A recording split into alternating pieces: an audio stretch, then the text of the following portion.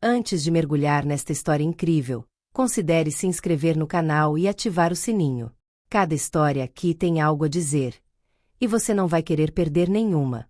Malia estava parada na calçada, sozinha no coração da cidade, cercada pela indiferença barulhenta das ruas iluminadas. As luzes de neon piscantes das vitrines lançavam cacos azuis e rosados em seu rosto cansado, fragmentando seu reflexo nas vitrines vazias. Aproximava-se da meia-noite. O vento outonal, carregado com o cheiro de piche molhado, folhas mortas e aromas distantes de fast food, deslizava contra sua pele, levantando suavemente os fios rebeldes de seu cabelo crespo. Mas ela não prestou atenção. Já fazia algum tempo que nada conseguia realmente tocá-la. O cansaço não era apenas físico. Trazia consigo um cansaço profundo, um cansaço antigo, incrustado em seus ossos, em sua memória, em sua maneira de ver o mundo. Malia tinha 34 anos, mas seus olhos pareciam ter o dobro dessa idade. Estavam opacos, turvos, como se algo dentro dela tivesse se quebrado e nunca tivesse sido reparado. Ela havia parado de lutar contra essa sensação de apagamento gradual, contra essa sensação de ter se tornado transparente em um mundo que nunca para. Cada passo que dava parecia pertencer a outra pessoa. Cada respiração não passava de um reflexo. Poucos meses antes, ela ainda tinha um emprego. Uma posição exigente, mas estável, em uma empresa onde ela havia ascendido na carreira com muito trabalho e sacrifício.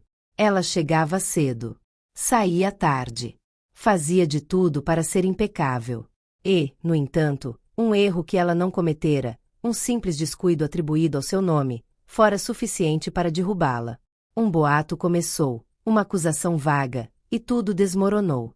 Sem provas, sem uma investigação séria, ela foi demitida, privada de indenização e jogada de um lado para o outro como um peso morto. Ninguém a defendeu. Ninguém duvidou de sua culpa. Depois, havia Mark. 8 anos de amor, de concessões, de planos sussurrados à noite na cama compartilhada. 8 anos varridos com as costas da mão. Ele partiu como uma porta batida que nunca mais será aberta, sem remorso, sem nenhuma explicação real. Disse a ela que ela havia se tornado chata, previsível, pesada. Encontrou outra pessoa, uma colega mais jovem, mais brilhante, mais animada, ousou dizer. E partiu, levando consigo os resquícios de sua história e parte do que Malia acreditava ser seu valor. Ana, sua melhor amiga desde a faculdade, fora outra facada nas costas. Ela se recusará a tomar posição, a acreditar que Malia estava dizendo a verdade. Preferira ficar perto de Mark, por neutralidade, disse ela. Na verdade, Malia percebeu mais tarde que preferira não perder seu acesso, seus privilégios. A traição de Ana fora mais dolorosa do que todas as outras. Representava a prova definitiva de que mesmo aqueles que considerávamos inabaláveis podiam nos virar as costas quando não havia mais nada a ganhar. Naquela noite, Malia não sabia mais por que estava caminhando. Não tinha para onde ir. Seu apartamento estava frio, suas economias derretidas, seu telefone mudo. Ela vagava como um fantasma pela própria vida, absorta pelo barulho de uma cidade que continuava a respirar sem ela. Depois, o acidente. Uma luz brilhante. O rugido de um motor. Faróis avançando em sua direção. Um segundo de eternidade. E então, o impacto. Metal esmagado. Carne curvada. Silêncio. As horas se tornaram turvas. Dissolvidas. Primeiro a dor, aguda, penetrante. Depois, nada. Um vazio imenso. Uma queda sem fim. Ela estava suspensa numa escuridão líquida, sem rumo. O tempo não existia mais. Às vezes, ouvia ruídos, bipes, vozes abafadas, choro. Às vezes, também, imagens borradas, como sonhos mal iluminados. Ela não sabia se estava viva ou morta. Nem sabia mais quem era. Então ela ouviu esta palavra, como um sino distante batendo na água escura. Coma. Era ali que ela estava. Nem morta, nem verdadeiramente viva. Presa em um corpo imóvel, trancada em uma mente que flutuava em algum lugar entre as memórias e o nada. Ela se viu deitada ali, com tubos presos nos braços, o rosto pálido, como se a própria luz não quisesse mais se fixar em sua pele. Seus pais vinham às vezes, com os rostos devastados, segurando seus dedos sem calor, murmurando coisas que ela só ouvia em trechos. Mark viera uma vez. Talvez duas. Ele colocará a mão na testa, dissera algumas palavras que soavam como um pedido de desculpas, mas seu olhar permanecia em outro lugar. Parecia mais envergonhado do que magoado. Ana, por outro lado, deixará flores e falará com a voz trêmula, trêmula demais para ser sincera. Malia o sentiu, mas não conseguiu responder. Queria gritar, berrar, dizer que não estava morta, que podia ouvir, que estava sofrendo. Mas nada saiu. Ela estava congelada. Invisível. Ou talvez morta para todos. E naquele silêncio absoluto, ela entendeu uma coisa com uma clareza assustadora. Ela nunca realmente importou. Certa manhã, como um relâmpago cruzando um céu enevoado, Malia abriu os olhos. Não com um despertar dramático, não. Foi um piscar hesitante, como se seus olhos estivessem tentando se lembrar do mundo. A luz acima dela era forte, branca, quase agressiva. Tudo estava borrado, como se visto através de água suja. Ela ouviu um bip constante. Uma máquina. Uma respiração. Seria a sua? Uma dor surda pulsava em seu pescoço, sua coluna, seus membros dormentes. Mas ela estava viva. Um breve suspiro escapou de seus lábios secos, e lágrimas brotaram em seus olhos, embora ela não soubesse se de dor ou alívio. Ela ainda não conseguia falar, nem se mover de verdade. Seu corpo era uma prisão de carne quebrada, músculos rígidos e cicatrizes internas. No entanto, naquele momento, suspensa entre a fraqueza e a lucidez, ela sabia que não era a mesma. Algo, em algum lugar, havia se quebrado, mas algo novo também havia nascido. Não foi apenas uma remissão. Foi um renascimento. Disse às vezes que o sofrimento extremo despoja a pessoa de suas ilusões. Malia aprendeu isso da maneira mais difícil. Tudo o que antes aprendia a vida, sua carreira, seus relacionamentos, seus sonhos, havia evaporado no calor escaldante da rejeição e da solidão. O que ela sentia agora era um vazio frio, vasto como um deserto. Mas nesse vazio, um fogo crescia. Não um calor reconfortante. Um fogo escuro e silencioso. Uma raiva silenciosa, contida e perigosa. Ela não queria simplesmente seguir com a vida. Seria fácil demais. Ela queria recuperar o que foi roubado dele, e muito mais. E aqueles que pisaram nele, tiveram que pagar. As primeiras semanas foram um inferno. Todos os dias, Malia reaprendeu como era habitar o próprio corpo. Mover dedo. Levantar braço. Aprender a andar novamente, centímetro por centímetro. Ela caiu. Ela chorou. Ela recomeçou. A dor constante tornou-se sua aliada. Ela se agarrou a ela para não afundar. Os médicos chamaram isso de milagre. As enfermeiras a chamaram Deus sobrevivente, mas nenhum deles imaginava o que se tecia no silêncio de suas noites. Enquanto seu corpo se reconstruía, sua mente planejava. Ela falava pouco, mas seus pensamentos eram precisos, cirúrgicos. Cada lembrança de traição se tornava um ponto de partida, cada humilhação, uma carta que ela virava contra eles. Ela sabia que uma vingança precipitada seria inútil. Não. O que ela estava preparando seria lento, inexorável. Elegante. Justiça disfarçada de coincidência. Assim que saiu do hospital, Malia cortou todo o contato com sua antiga vida. Mudou de cidade, mudou temporariamente de nome e se instalou em um pequeno apartamento anônimo. As cicatrizes em seu corpo a lembravam diariamente de seu novo juramento. Conseguiu um emprego modesto em um espaço de coworking, com uma identidade simples. Discreta. Ninguém sabia quem ela realmente era ou de onde vinha. A Malia de antigamente estava morta. Esta era uma estrategista. Todas as noites, ela estudava. Fez treinamento em segurança cibernética, manipulação de informações e psicologia humana.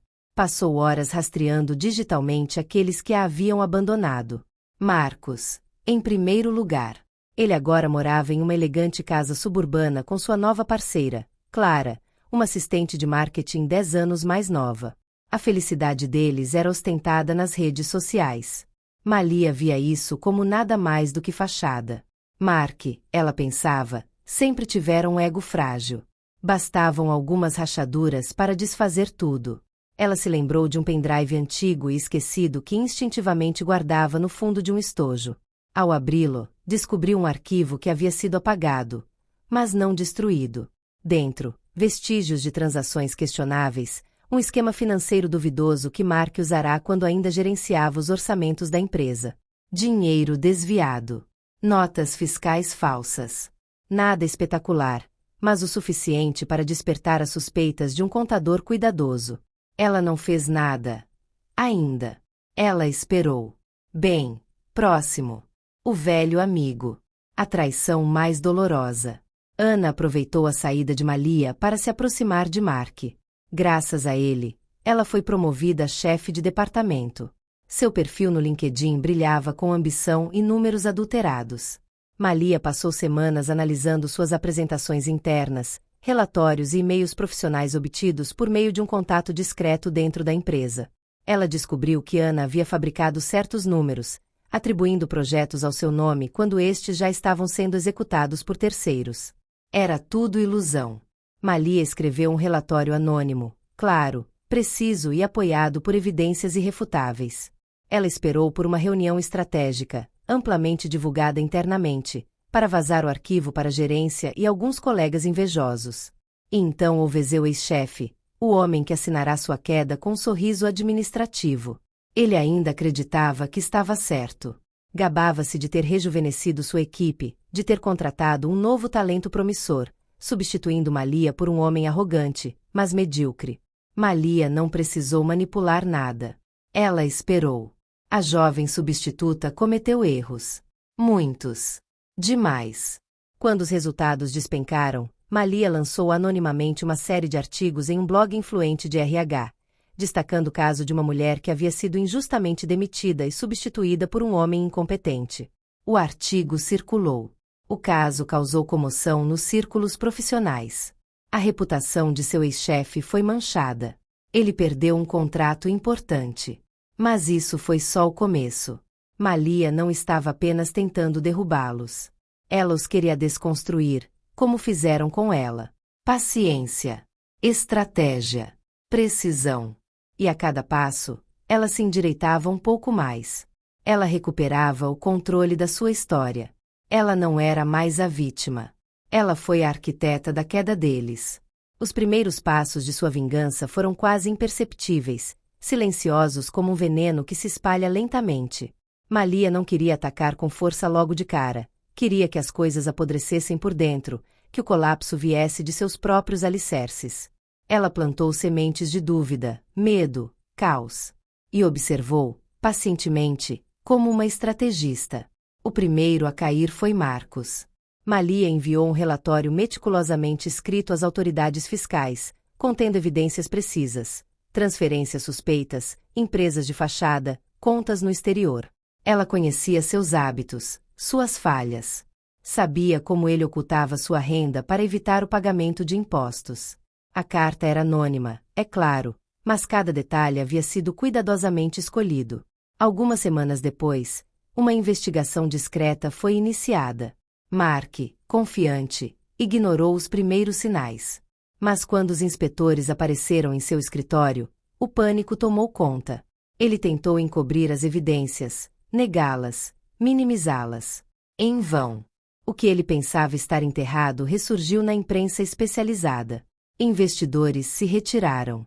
Contratos foram suspensos. Sua imagem, construída com base em aparências e arrogância, ruiu silenciosamente, depois em meio ao estrondo de escândalos financeiros. Bem, ela foi levada por uma onda muito mais brutal. Malia havia coletado, com rigor cirúrgico, uma série de documentos internos comprometedores, relatórios plagiados, e-mails depreciativos dirigidos a colegas e evidências de que ela havia deliberadamente sequestrado um projeto para incriminar um subordinado por fracasso. Ana, convencida de que tudo isso estava escondido em segurança em sua nuvem pessoal, não suspeitava de nada. Certa noite, os documentos foram publicados, sem o conhecimento de ninguém, em uma plataforma interna que havia sido tornada pública por erro. Em poucas horas, as capturas de tela circularam nas redes sociais profissionais. Comentários afluíram, colegas a denunciaram. Ela perdeu a promoção. Depois, o emprego. E, finalmente, sua rede de contatos. Ninguém mais queria ser associado a ela. Ela se tornou um exemplo do que não se deve fazer, um nome sussurrado com desgosto nos corredores. Mas o golpe mais decisivo, o mais pessoal, foi para seu ex-chefe. Durante meses, Malia guardou uma gravação antiga. Um videoclipe capturado inadvertidamente, ou talvez não tão inadvertidamente, em um bar, durante uma conversa particular entre ele e um amigo.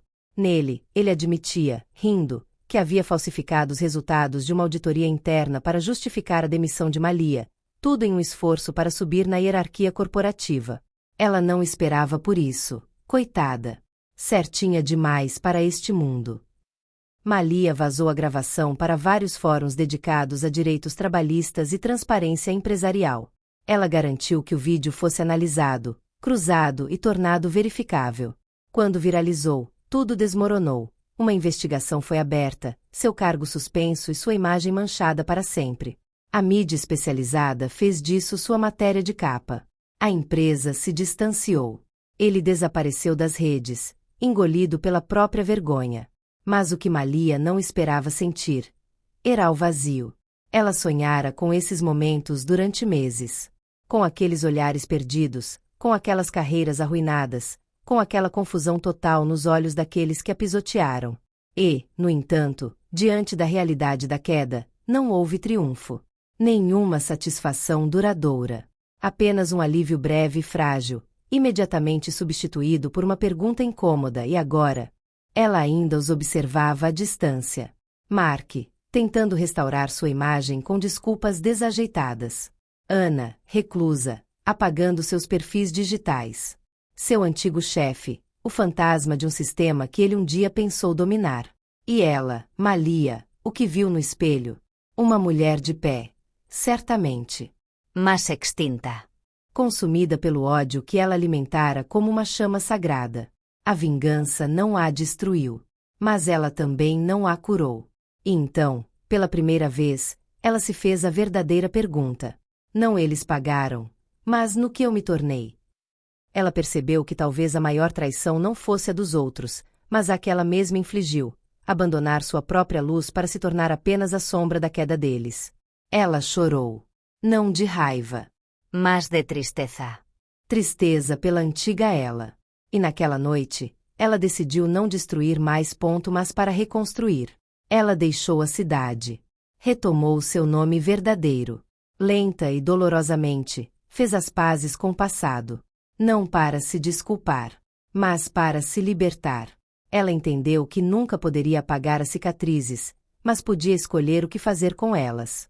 Foi assim que nasceu a Fundação Malia, um espaço para mulheres vítimas de injustiça, abuso profissional e traições invisíveis, porém profundas. Ela ofereceu conselhos, recursos jurídicos e uma rede de apoio. Ela contou sua história. Sem glorificação. Sem ódio. Apenas a verdade, nua e crua. Aqueles que o quebraram o viram renascer. Não em vingança, mas em paz. E foi nesse silêncio, nessa dignidade recém-descoberta, que residiu sua maior vitória. Pois ela lhes mostrou que nada, nem a traição, nem o sofrimento, nem mesmo a vingança, poderia impedir uma mulher destruída de tornar-se uma mulher inteira novamente.